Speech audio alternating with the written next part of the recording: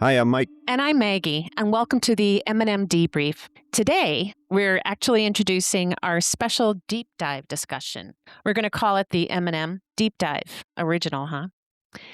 Today's deep dive will explore our experience with the Trump administration, and we'll look at what kind of fundamental strengths or weaknesses it might be exposing in our system of government as outlined in our Constitution.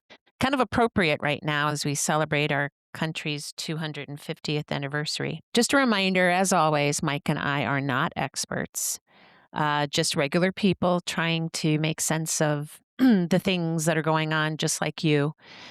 So hang in with us as we talk through this. And as always, we love your feedback. And so if you want to add some comments or ask questions in the comments, please do so. All right then, Mike. Is there anything else you want to say right now? Yeah, just I would say the speaking of everybody throws around the word the Constitution, Mm-hmm. and it's against the Constitution and all this, and so the Constitution is basically the rule book of our society. And Yeah. anybody who's played a game of cards or watched a sport, we all want to know what the rules are, and a lot of like I like to follow sports, and some guys will use the rules to their advantage to get everything they can, and both sides of our political or all sides of our political argument are trying to use the rule book to their advantage. Right. And so is the Trump administration has been stretching the rules, I guess, or stretching, expanding and trying to make the most for his advantage. Mm-hmm. So is he showing the weaknesses that we have in our society that need to be fixed, or is he showing the strengths that we would need to encourage? And Right. Sorry, go ahead. No, and that's kind of where we want to go, in every aspect, the various aspects of our society, Mm-hmm. checks and balances, Mm-hmm. corruption, media, the fourth estate, journalism, Mm-hmm. war powers, Mm-hmm. that sort of thing. Business, we've got tariffs and the business law, the judicial system. Are things bending but not breaking, or are they breaking? So, Or are there rules that are not there that should be there because we didn't think we needed a rule to mhm. say that, You can't corruption. trade you can't trade stocks while you're the speaker of the House of Ex- Representatives. exactly. Because there was a norm, there was a tradition, there was, we Mhm, talked about the lack of shame. Shame mhm, was mhm, a tool mhm, that the founders, an honor, that the founders really believed in would clearly, they assumed, mhm. nobody would ever do that. But so I think also the lack of rules in some areas, like people take advantage of gaps, opportunities, an opportunity to kind of plow through and do something inappropriate, I suppose. So, All right, so where do we want to get started here? This may take a few episodes. yeah.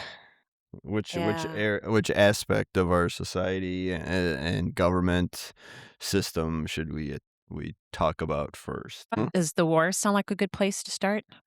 Because it's right in front of us right now, or do you want to go somewhere else? Yeah, let's start with, I would say we go back to the basic, because the War Powers Act. So we can't. I would like to talk about that, but Mm-hmm. maybe there's a couple things we got Later. to talk about first, because we are following the War Powers Act. He does have 60 days to he can just declare war, and he's got 60 days to come back to Congress. Well, that's all cool. I know for a while there we were talking about the 60-day thing. Well, what did he do? He had a ceasefire, and then he said, "Well, the 60-day clock stops." Like, well, wait a minute. Who said Where's that? this clock? What's this Where's clock we're that rule talking written about here? down? Exactly. There's What's no this? rule there. He said Right, and because then it's a ceasefire, we're not at war. Well, that's BS. wait. Well, right, is it? So I would say, is it in the rule book? Is it in the War Powers Act? I don't have the War Powers Act Exactly. committed to memory here, So there's no but rule. So he mm, made up a rule. to So out of this would be the convenience. Yeah. right. So I think the fun and then what did he do? He renamed the thing. He called it Epic Fury to start, and then he's like, "Well, I'm going to rename it to Freedom or Freedom Project or whatever." It's like, okay, so the clock Yeah. starts over again. It's like, what the hell? What's There's this called? no naming. The founders never said that there was a name that had to be associated with the war Right. to So make it, like, I think real. I think the real problem then is a little farther upstream. That's kind of why what is Congress's role as the checks and balances? What is the legislative body's role compared Mm, against the executive branch's role and the judicial's role? You would think the other two uh, branches mhm. of government would step in and clarify what exactly should come out of the War Powers Act and what Right. is exactly does it mean, and if we deploy troops and we call it X, and then 59 days later we go, oh, okay, we're just going to start calling it Y now, and Mhm. now then the clock starts over. Shouldn't you would think that the Congress, the Senate, or whatever would or the House or the Supreme Court or whatever would step in and go, well, wait a Mhm. minute, that's not the intent of this, whatever. I think it's more of a checks and balances issue with the other branches of government Yeah. than it is necessarily a war powers issue. Right. Right. So So, you g- actually have listed out like 4 different areas that we could go deeper mhm, into. The first is the media. mhm.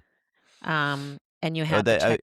Yeah, go ahead. the checks and balances. I guess start with the checks and balances Okay. because that's written down. The media or the Fourth Estate isn't really in the Constitution, right? There is no clauses or articles that say we will have journalism and we will have newspapers and they will do this. I don't think there's a word about it in the Constitution. So I'd like to at least let's start with what was written down by the founding fathers and then expounded upon over the last 250 years with various Congresses and various laws and regulations and stuff, and then maybe get to the media a Right. little later. But Well, the media is kind of protected in the First Amendment, but it's well, not explicitly, you're right. Mm. Yeah. Right, it's free speech. You should be Right. you could say whatever you want, but then the media or journalism will challenge that or Mhm. whatever. So like the various things he does with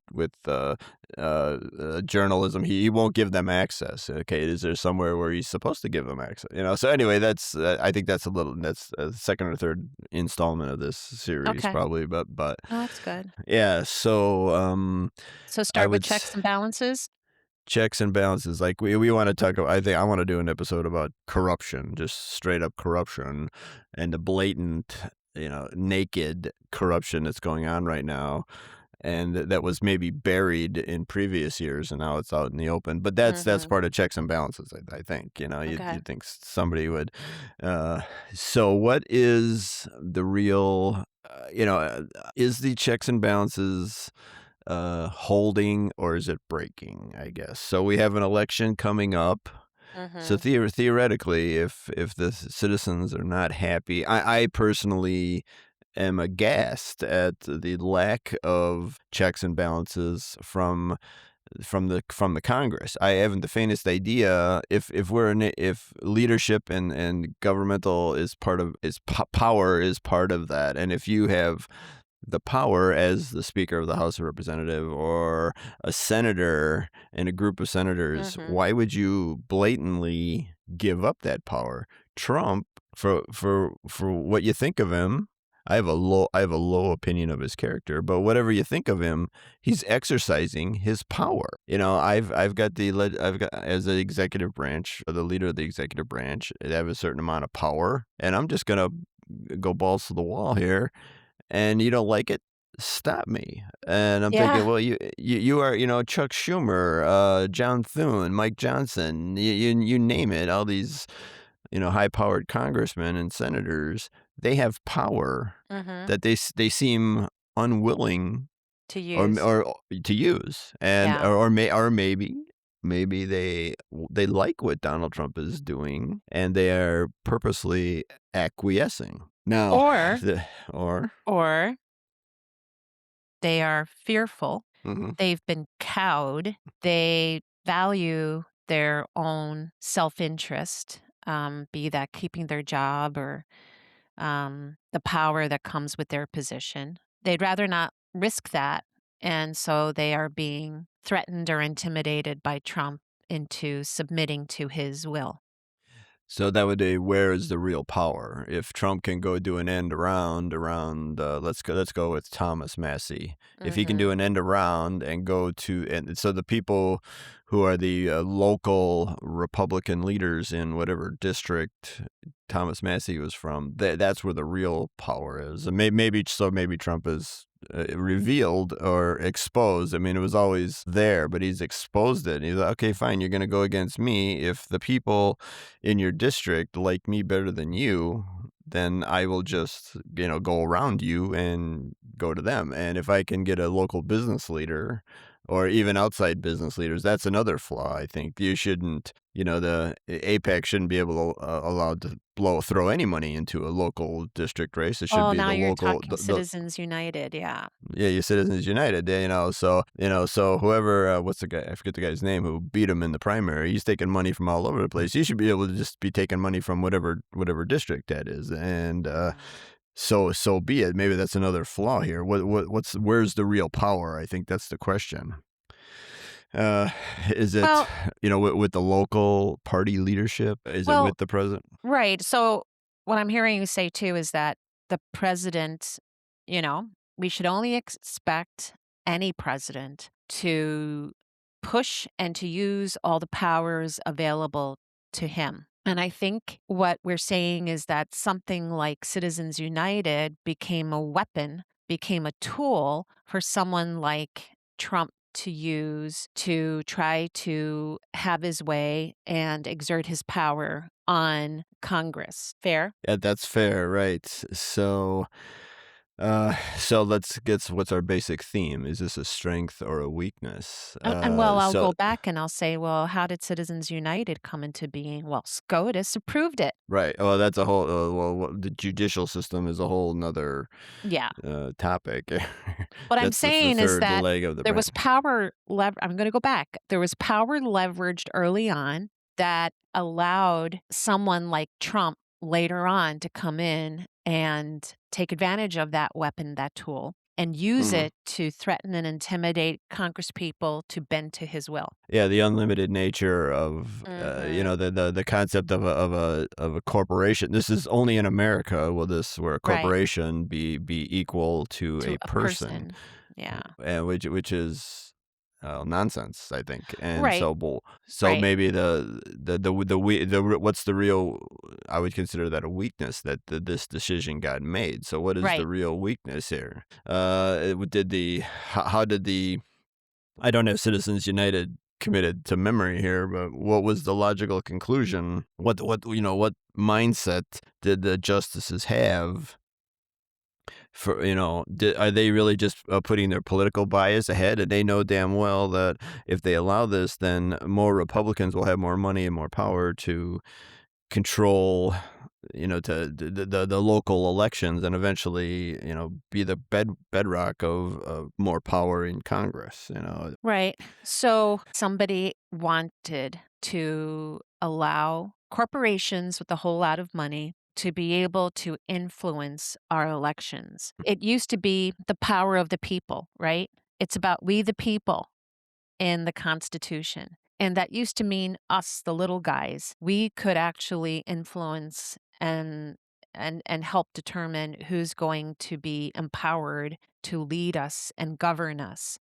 And because Citizens United called a corporation a person, I don't know the exact reasoning, Mhm, but basically you disenfranchised us, the mhm, individual people, mhm, because individually we are not strong enough to compete with this other quote unquote person called a corporation, call it, Tesla, call it mm, Microsoft, whatever. We cannot compete with them. They have far too much power. It's not equitable. So to say that they are a person on par with us is just, I don't think, correct. It's not fair. It's not equitable. It is not, uh, it wasn't the intent, I don't believe, of our founders and the Constitution It does not follow the laws in my mind, but obviously SCOTUS thought that it did. So it Yeah. created a situation that allowed people like Trump,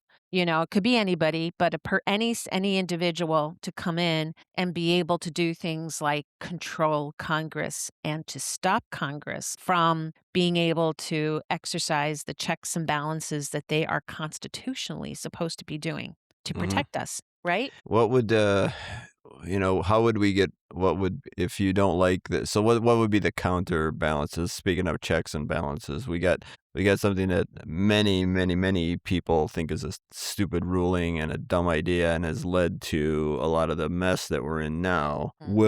Will the checks and balance system ever be able to fix it? I thought Roe versus Wade was settled law. I heard three justices say before Congress that they all thought it was settled law, and then all three of them voted against it. So they, will it be take us 40 years for to get some new Supreme Court justices on here that will, and then someone to sue to overturn this? Is that how does this checks and balance system gonna fix something that many people think is a real problem? Well, I think Citizens United needs to be overturned for sure. Right. So how's that gonna happen? We Well, have our to have let's a keep with the law. theme.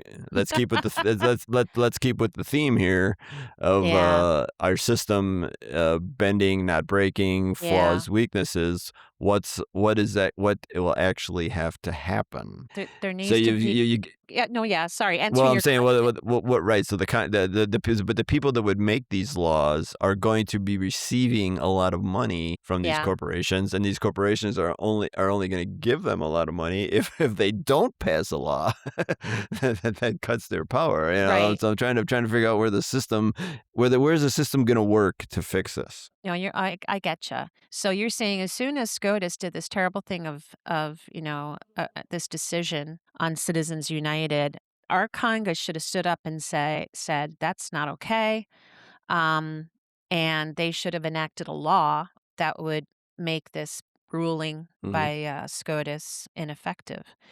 But they did not because they obviously are the recipients of the money, Hmm. right?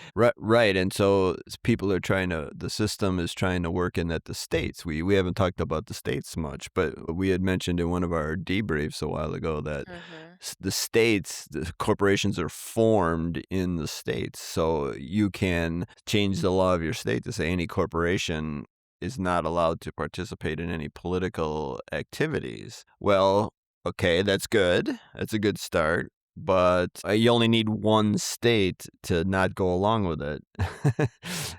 Like the state of Yeah, Delaware or Nevada, where a lot of corporations are formed, and those states will say, "Yeah, screw you guys," and they can do anything you want as a corporation here. Whereas 48 states will say, your corporation cannot participate in the political process through contributions. But Delaware decided, no, we're not going to go along with that. So, yeah. how do you get around that? It's clearly a national problem.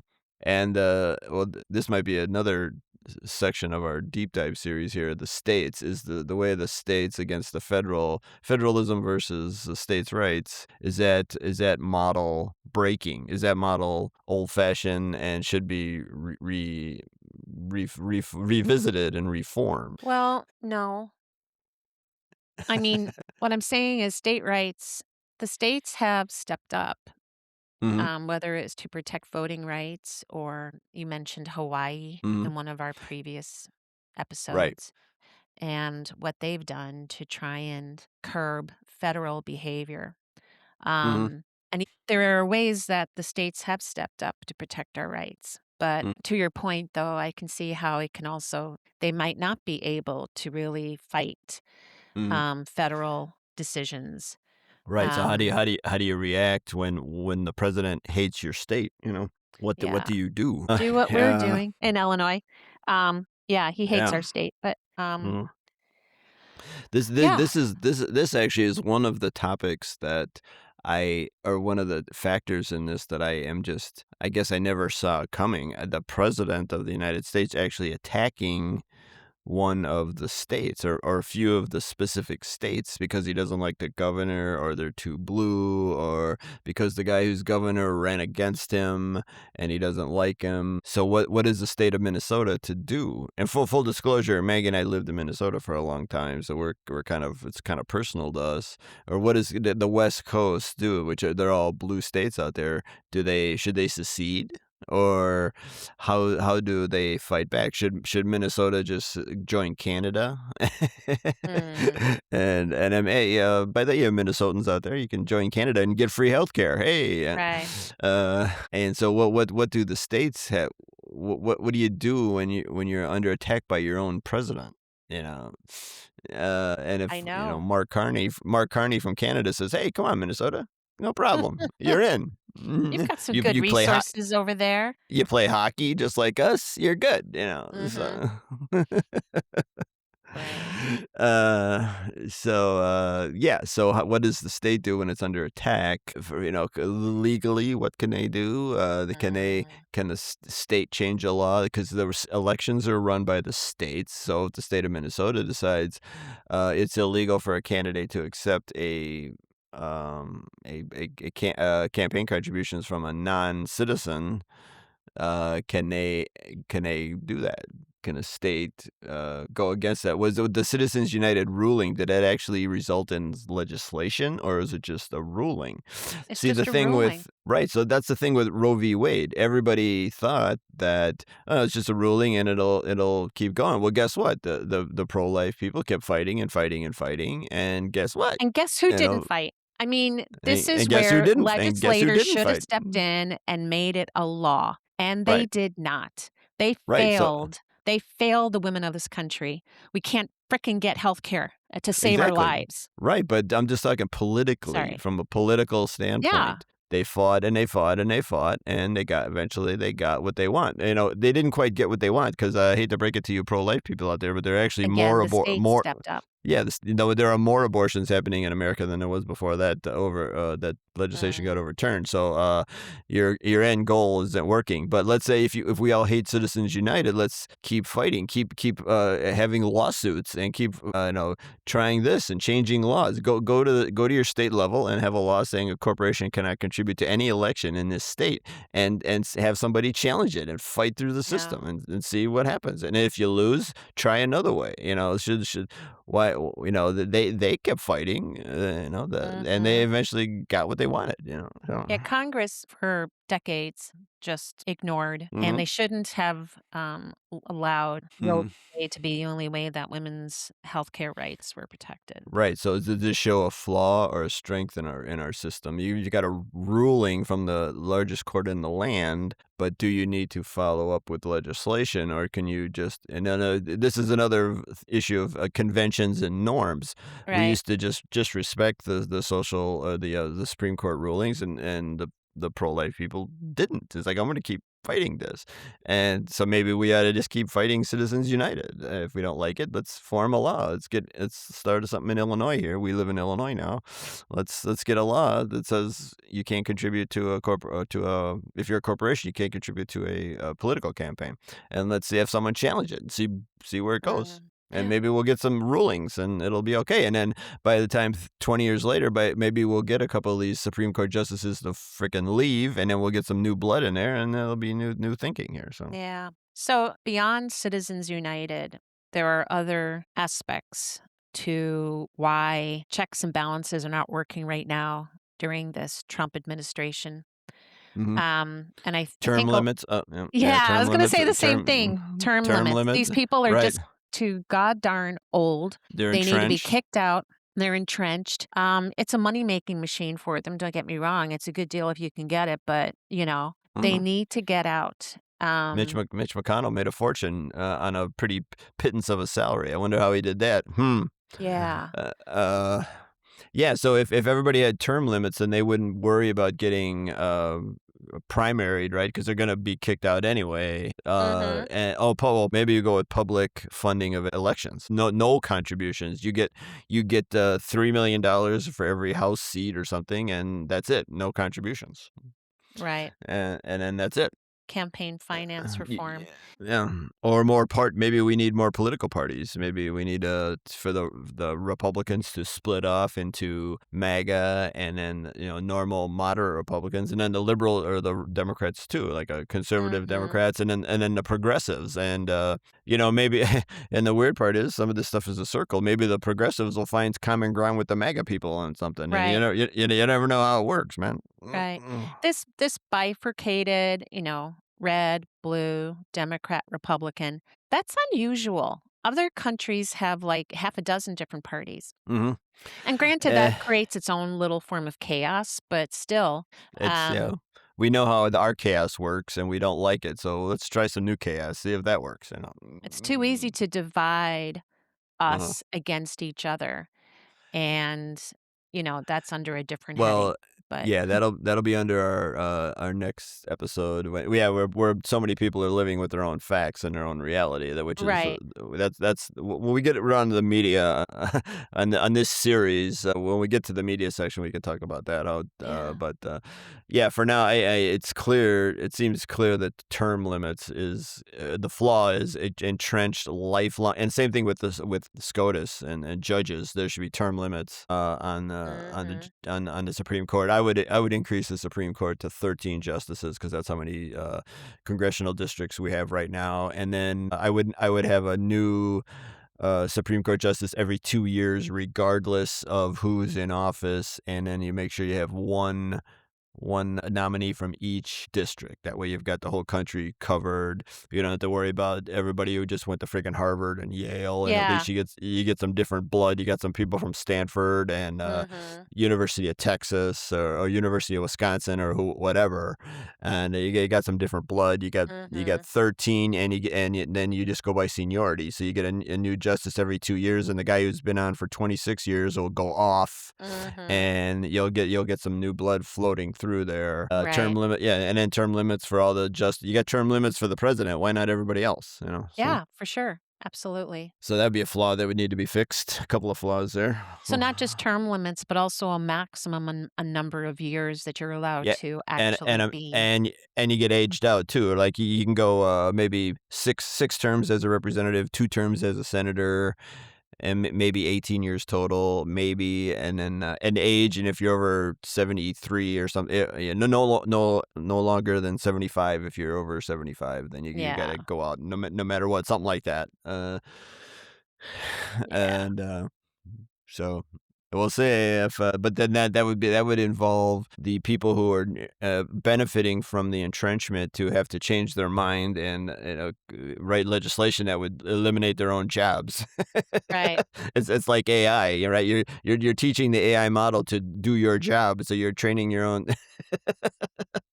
Maybe I don't know how it would work. It was some sort of revolution or something would have to do that because they have no incentive to to eliminate them to change their own jobs. I guess Right. maybe a miracle will happen, but you never know. I know, but that makes sense. Yeah, and then I guess so we can come back to the war. We started with the war, and now we're doing checks and balances, and we come back to the war. He's actually following the law, but if he goes to the ceasefire, who made up that law? Who made up that? See, he's just pushing the envelope. So why aren't who's in Congress pushing back? Why isn't someone suing him? Someone should sue him, and fast track it to the Supreme Court and say, well, you can't just call a ceasefire and start the clock over again. Someone should sue him. Trump sues like a maniac. He's like, I think he leads Yeah. he's got the world record for lawsuits or something. Why doesn't Thomas Massey or one of the senators or something sue him? Mm-hmm.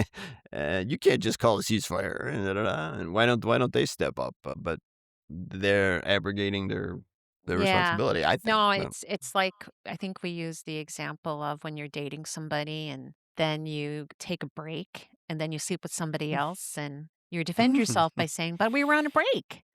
Um, so similarly, Trump made up the rule, but we were on a ceasefire. We're not at war, which is Yeah. again bullshit. I mean, it's just embarrassing. I mean, come on. What's the legal grounds for a ceasefire? You decided to go to war A just on a whim. ceasefire is part of a war. Right, so what's the document? I'm saying if we're talking legal here, what's the Right. document? Did we write it? Exactly. Did we is there a document that he signed that says, "Hey, we're gonna bomb Iran," or was it what is it an edict or a executive order? Oh, that's a whole nother topic. The executive order. People are treating executive orders as if they're law, and I don't even. That's another flaw. Why is everybody treating these executive orders like they're laws? Uh, I think that's another huge flaw that needs to be addressed. So. Yeah. I would Well, I would yeah. disallow executive orders. No more executive orders. Right. And that needs to be better defined. That would be interesting to look into that.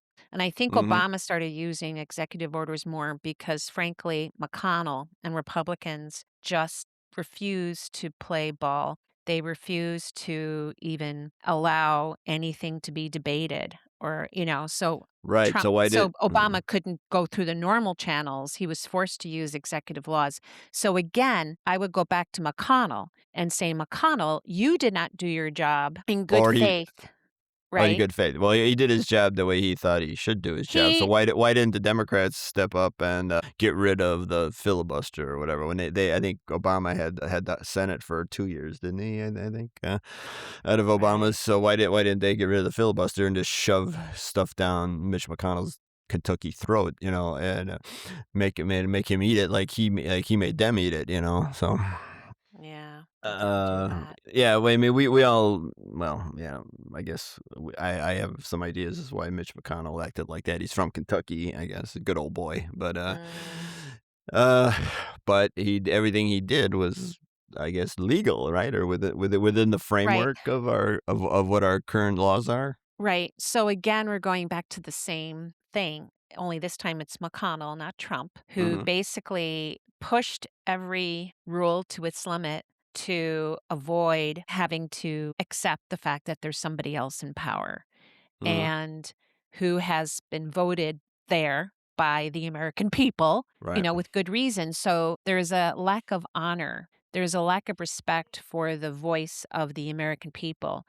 And when we decide to vote somebody in power, we expect the other players who might not be of the same party to act in good faith and at least allow that person who is elected to Hmm. do their job. But again, it's the if it's not written down in stone, it's going to be bent. Exploited. It's gonna be exploited. It's gonna, "Oh, I see an opening there. I'm gonna go in and I'm gonna, like, Hmm. not allow this person to do their job because I'm gonna stop him by doing this thing." Hmm. It's just Yeah, so that's why what would be the change then? Let's say with Supreme Court, doesn't matter. You don't have to wait on the whims of some redneck from Kentucky about whether we get a Supreme Court new justice. We're going to get one every 2 years, no matter what, right.